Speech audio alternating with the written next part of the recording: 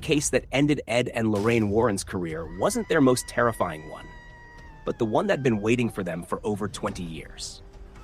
Today, we're diving into the Conjuring Last Rites, the final chapter of the legendary Conjuring saga.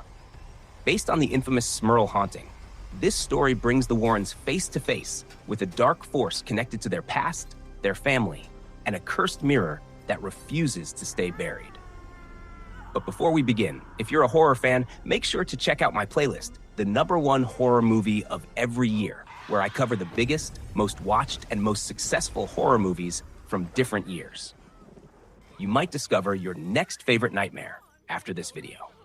Now, turn off the lights, get comfortable, and let's find out why The Conjuring Last Rites became one of the most talked about horror movies of the year, and whether the Warrens were truly facing their final battle. The movie begins on April 20th, 1964, a time when the Warrens were just starting their paranormal investigation journey. They are at an antique and vintage shop, having been called there by a girl named Victoria.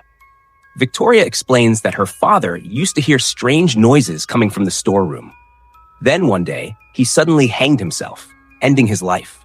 Initially, Victoria didn't believe in the paranormal, but after a few days of silence, she also began hearing strange voices. It felt as though someone was calling out to her from the storeroom.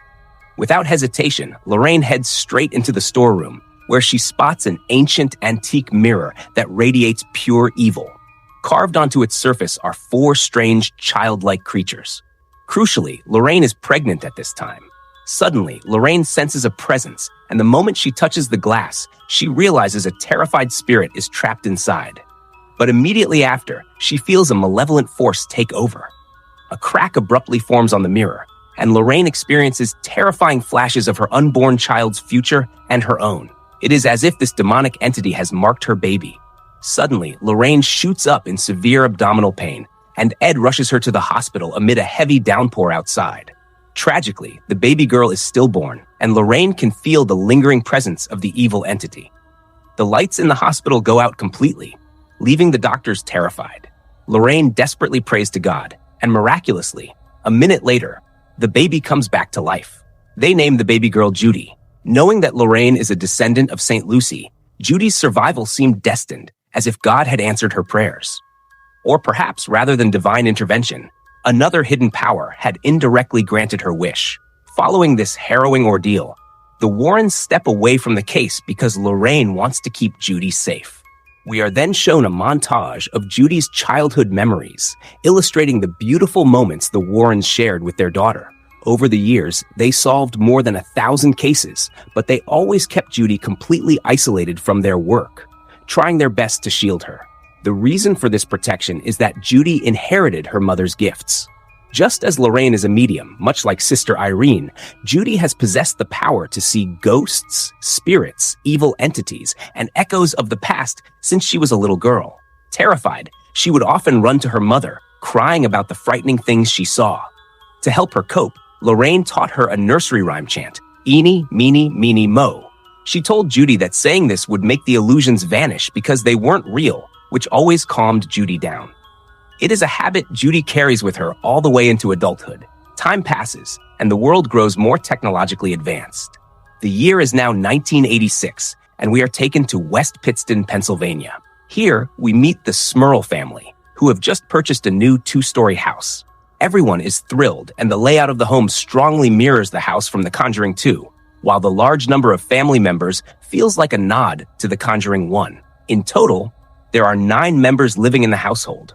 There are Jack's parents, John and Mary Smurl, John's son and daughter-in-law, Jack and Janet Smurl, Jack and Janet's 4 daughters, Dawn, Heather, and the youngest twin sisters, Sharon and Karen, and finally, their dog, Simon.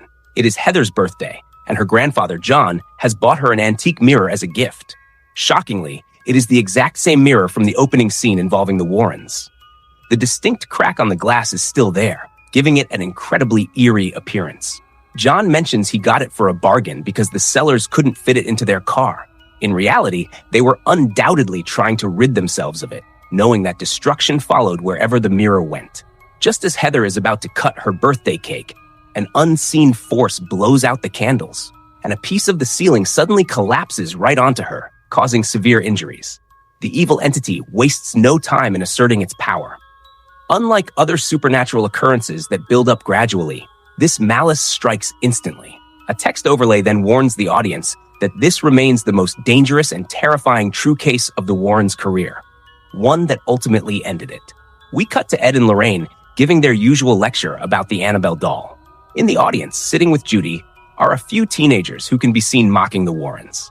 In this modern forward-thinking era, skepticism runs high, and people no longer believe in such things. Furthermore, ever since Ed suffered a severe heart attack, the couple had stopped taking on new cases altogether. Later, the Warrens sit down for a quiet family dinner, but suddenly, both Judy and Lorraine sense that something malevolent has awakened. The supernatural tension escalates instantly as a ghostly hand reaches out and rests heavily on Judy's shoulder. Though terrified, mother and daughter try to remain calm. Together, they recite their Eeny, Meeny, Miny, Mo chant, attempting to ignore the entity because they want nothing to do with facing another evil force.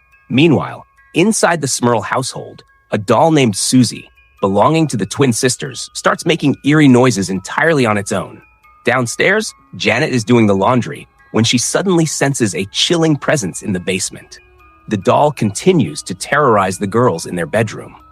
Later, while Janet is talking to someone on the telephone, an unseen force begins aggressively tugging at the phone cord from inside the pantry.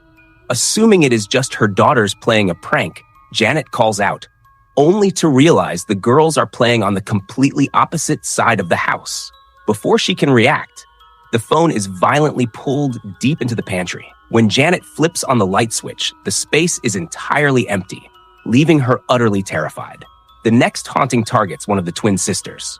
The Susie doll suddenly levitates into the midair, backed by the looming, ghostly apparition of an old woman, causing the little girl to flee the room in sheer terror. When Jack returns home from work later that night, the girl frantically tries to tell the family what happened, but no one believes her. They dismiss it as their grandmother playing a practical joke. But Janet knows deep down that something sinister is lurking in the house. We know the truth as well. That old woman's spirit is something far worse. Later, Heather and Dawn are chatting in their room.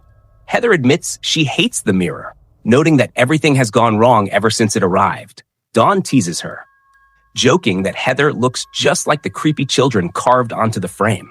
Despite her teasing, Dawn wants to help her sister. Late that night, she hauls the heavy mirror outside and throws it into the trash pile, believing that getting rid of it will end the nightmare. The next morning, the family gathers for breakfast in high spirits, thinking the worst is behind them. Outside, the garbage truck arrives and begins loading the trash, including the mirror.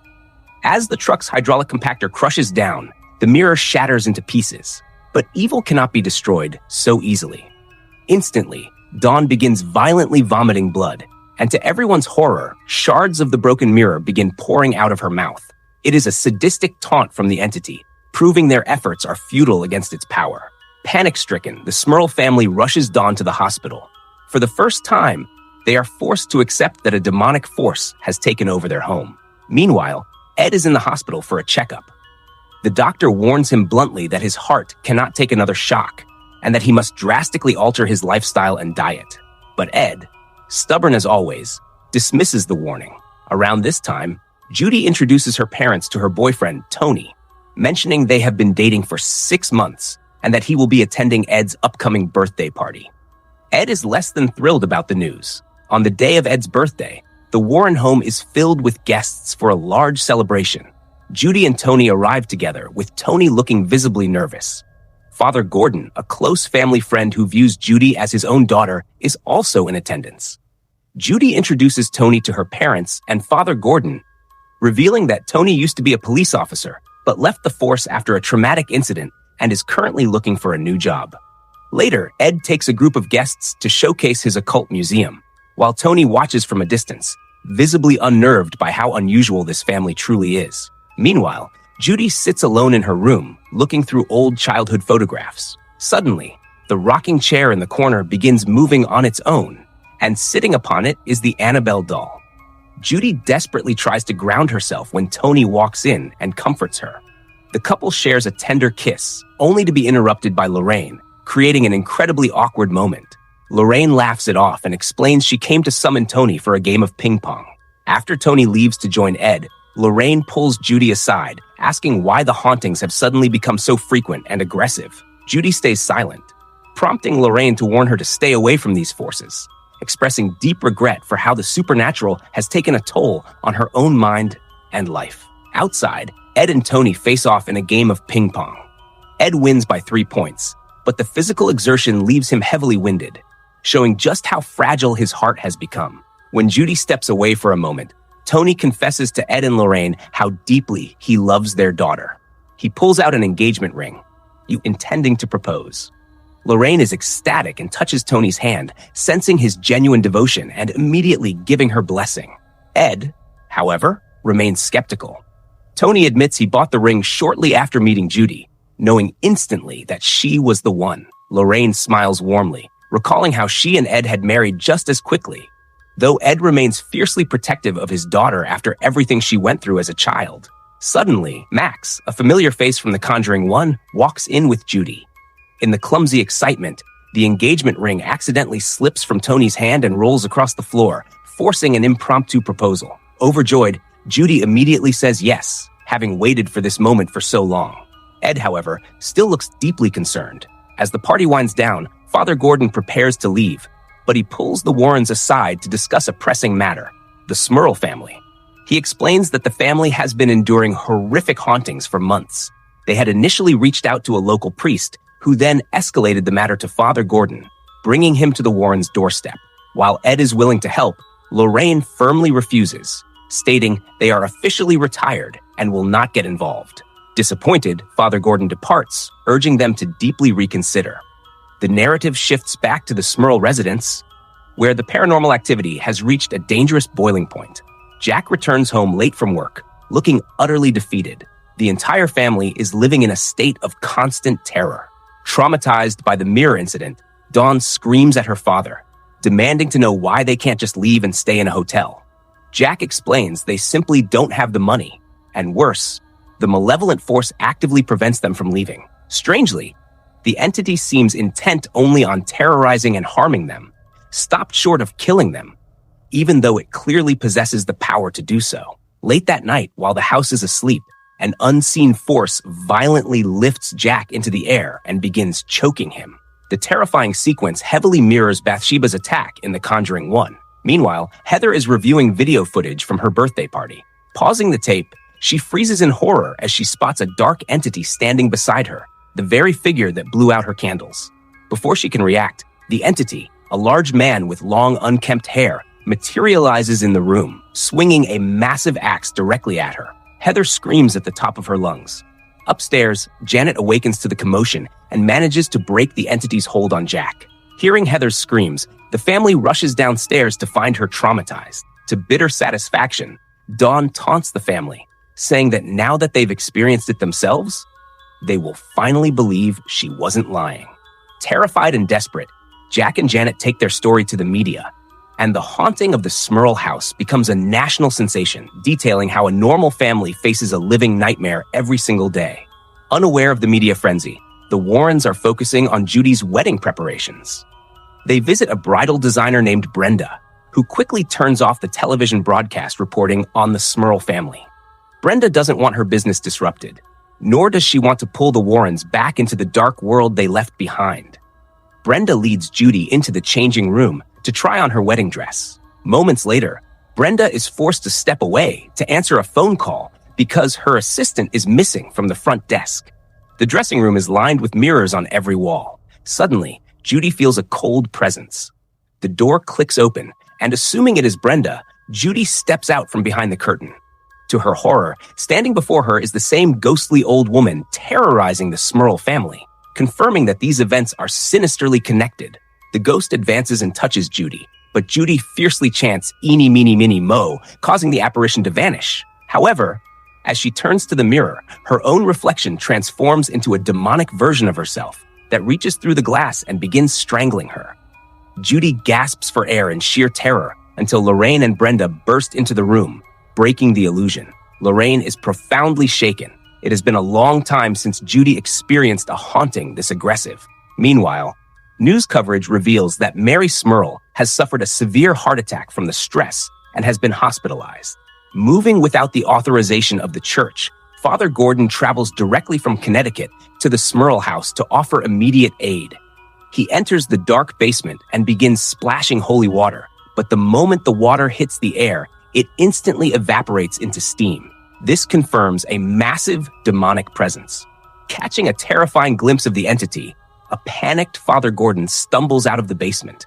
He tells the family that an incredibly dangerous force resides here, promising to return after consulting Bishop McKenna. Father Gordon arrives at the Grand Church to meet the bishop, in a sequence heavily stylized after the iconic arrival in The Exorcist. The film masterfully weaves in various classic horror homages that only true fans of the genre will fully appreciate. Inside, the bishop's secretary asks Father Gordon to wait in the office. Suddenly, Father Gordon's nose begins bleeding profusely. Across the room, a telephone wire begins uncoiling and stretching on its own, and the secretary completely vanishes from the hallway. The phone suddenly rings. When Father Gordon answers, Judy's voice speaks from the other end, coldly mocking him, saying his time is up and his work is finished. It is the demon speaking through her. Instantly, the office doors slam shut, plunging the room into darkness. The doorknob, engraved with a holy cross, violently rotates upside down, signaling the entry of the demon.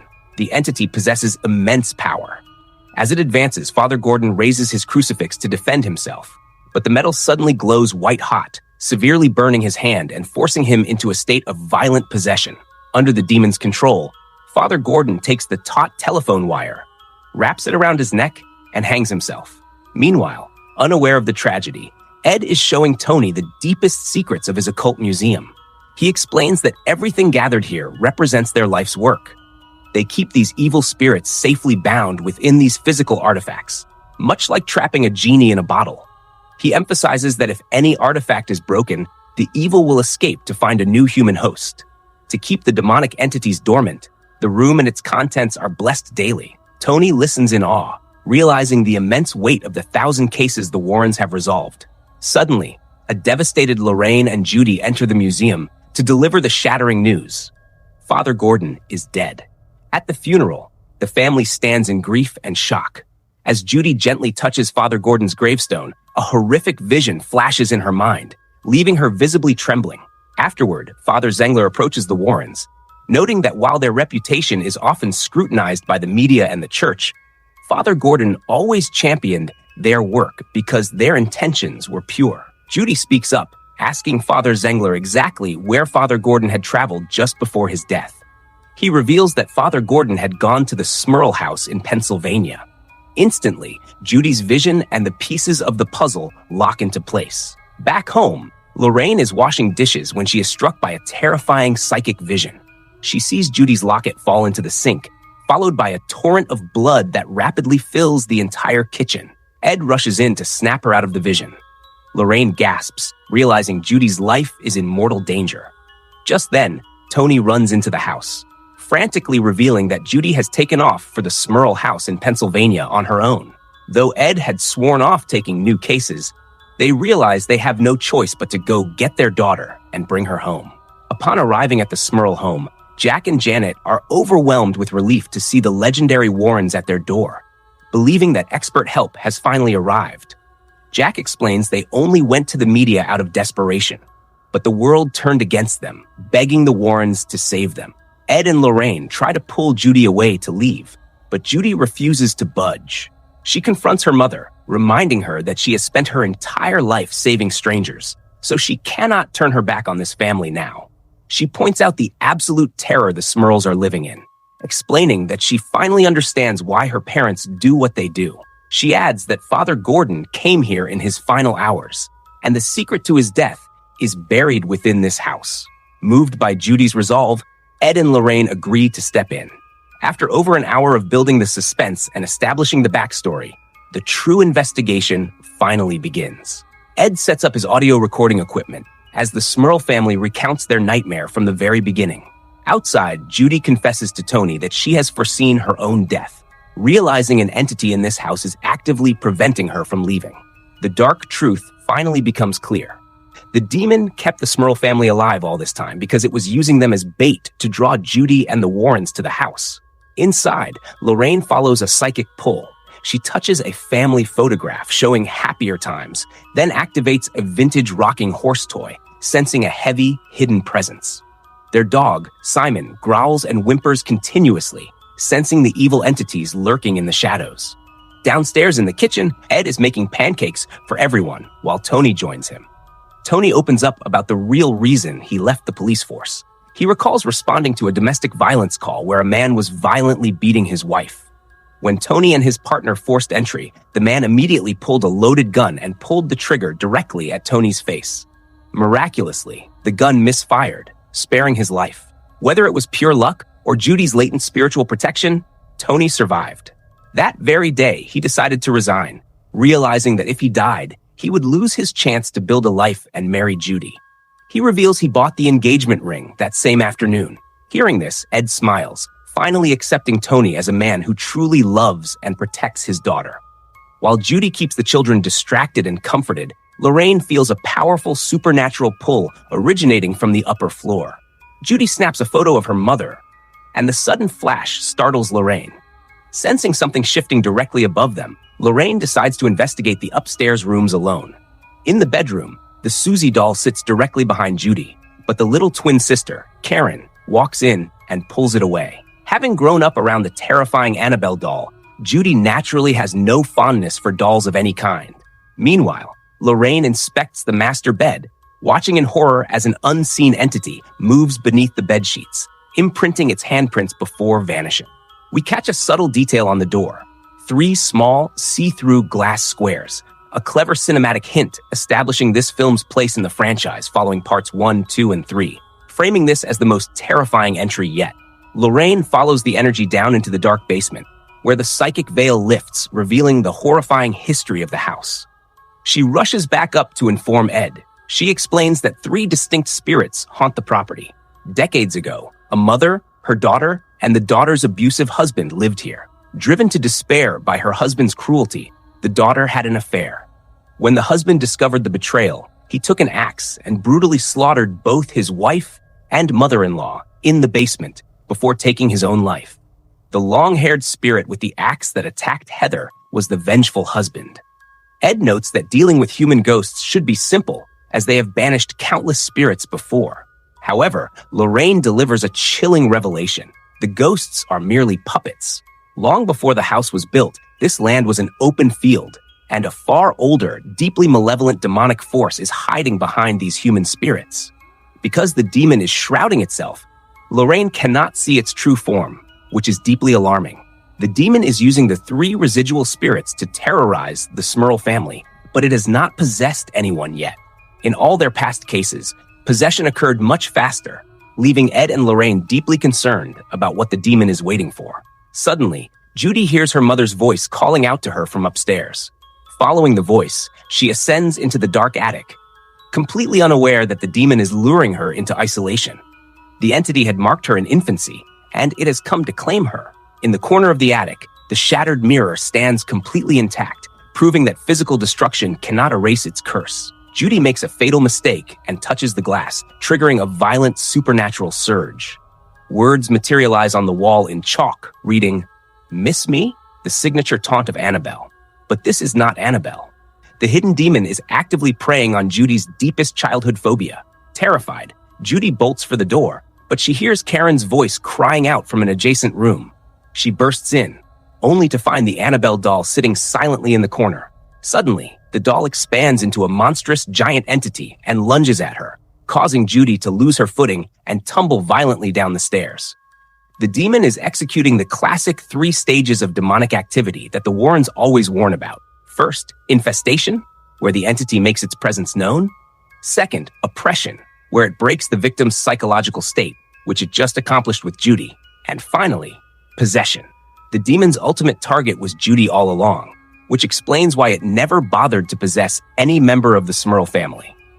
Ed and Lorraine rush to the bottom of the stairs to help Judy. Gasping for breath, Judy warns her father that something horrific is lurking in the attic. When Ed investigates, he is horrified to realize that the ancient evil they had avoided for decades has tracked them down.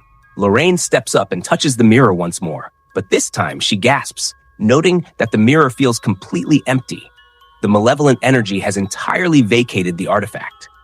Ed and Lorraine finally reveal the full truth of the mirror's origin to Judy. At the very beginning of their careers, when they encountered this mirror at Victoria's shop, they were so overwhelmed with terror that they fled the scene, leaving Victoria to her fate. They never found out what happened to her, and the guilt of abandoning that case has haunted them ever since. Suddenly, Judy breaks into a violent fit of coughing. Watching her, Dawn panics. Recalling how her own mirror-induced coughing fit ended with vomiting glass shards. Recognizing the mirror as the anchor of the evil, Ed declares they must transport it back to their museum basement immediately to lock it away. Tony volunteers to help transport it, but Ed warns him that moving the artifact means directly challenging the demon to open warfare. Once they start, there is no turning back. They must survive the night drive to the museum. Ed, Jack, and Tony prepare for the high-stakes task.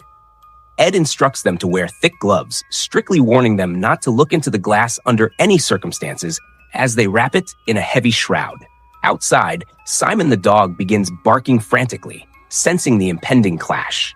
As Jack and Ed lift the mirror, it suddenly becomes impossibly heavy as the demon exerts its weight to stop them.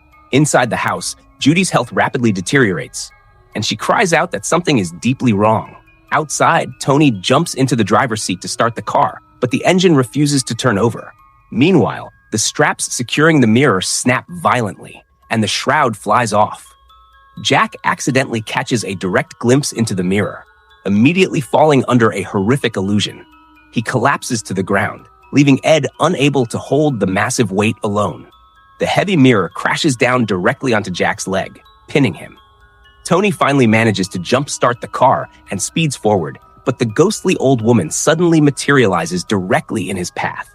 Tony swerves hard, crashing the vehicle into a tree, experiencing the reality of the supernatural for the very first time. Hearing the crash, Lorraine and the Smurl family rush outside, but Lorraine senses a shift and runs back inside to find Judy.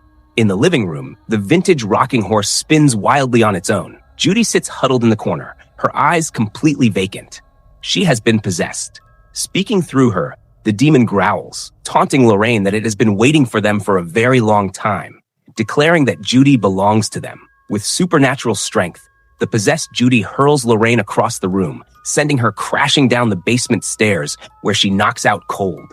Simon the dog barks fiercely, but Judy telekinetically lifts him into the air and throws him aside. The possession is complete. Ed rushes into the house and desperately tries to reach his daughter, pleading with her to fight the entity. In response, the demon telekinetically twists Ed's heart, inducing a severe heart attack. Ed collapses, clutching his chest as his life-saving medication spills across the floor out of reach. Outside, Tony finds himself locked out as the house seals itself. Desperate to save Judy, he searches for an alternate entry and drops down through the basement window. Inside the dark basement, the axe-wielding spirit stands over an unconscious Lorraine, raising his weapon for a fatal blow. Tony lunges forward just in time, tackling the spirit and dragging Lorraine to safety. In the shadows, the ghost of the slaughtered wife appears, actively holding back the spirit of her husband to help Tony open the barricaded basement door. Without her intervention, the demon's seal would have kept them trapped. Upstairs, Ed manages to crawl to his pills and swallows them, slowly stabilizing just as Lorraine and Tony burst into the room to support him.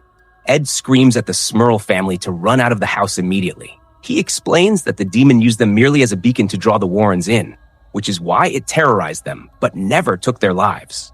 Father Gordon had uncovered this trap, which is why the demon silenced him. Armed with his book of exorcism, Ed leads Lorraine and Tony into the attic, where they find a horrific sight. Judy has hanged herself from the rafters. Tony and Ed cut her down immediately, but her breathing has stopped. Ed frantically begins chest compressions. The demon strikes back, telekinetically crushing Ed, while Lorraine feels the cold, heavy grip of the demonic hand clasping her shoulder. Praying fiercely for divine intervention, the Warrens hold the line, and Judy suddenly gasps, coming back to life as Ed's pain subsides. The final battle erupts as the mirror levitates into the center of the attic, spinning violently. Ed begins the formal exorcism rites, but the demon violently throws the mirror onto Tony, pinning him underneath. The Bible in Ed's hands suddenly bursts into flames, and a demonic reflection of Ed appears in the mirror, commanding him to be silent. Refusing to back down, Ed thrusts the burning Bible directly onto the glass. The demon shrieks in agony, unleashing a violent vortex that smashes the windows, attempting to drag Judy into the void. Ed and Tony hold on to Judy and Lorraine with all their remaining strength. Recognizing that their defensive chants are no longer enough, Judy and Lorraine resolve to face the entity directly. Stepping forward together, mother and daughter slam their hands firmly against the glass, combining their spiritual strength to cast a powerful banishment. With a final echoing shriek, the demon is violently pulled back into the mirror, and the house falls dead silent. Following the harrowing night, the mirror is safely transported and locked away behind sacred glass in the Warrens' occult museum. History reveals that the Smurl family continued to live peacefully in that house for 3 more years without a single supernatural incident. Back at the Warren home, Ed officially accepts Tony into the family, handing him the key to the occult museum and appointing him as its guardian, fully embracing him as his son-in-law. The story culminates in a beautiful wedding ceremony for Judy and Tony. The guest list features an emotional gathering of central characters from The Conjuring 1 through The Conjuring 3, celebrating their victory. The scene transitions to archival footage of the real-life Judy and Tony, along with a cameo by filmmaker James Wan. Before the curtain falls, Lorraine turns to Ed with a warm smile, sharing a vision she had of their future. She saw them growing old together as grandparents, authoring successful books, and delivering lectures to audiences who finally believe their stories. Their family is safe, having finally defeated the ultimate demon.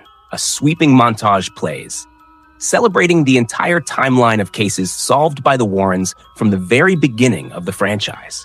While some viewers have reported a post-credits scene featuring a final glimpse of the mirror, standard releases conclude directly with the credits, celebrating the legendary run of the Conjuring franchise.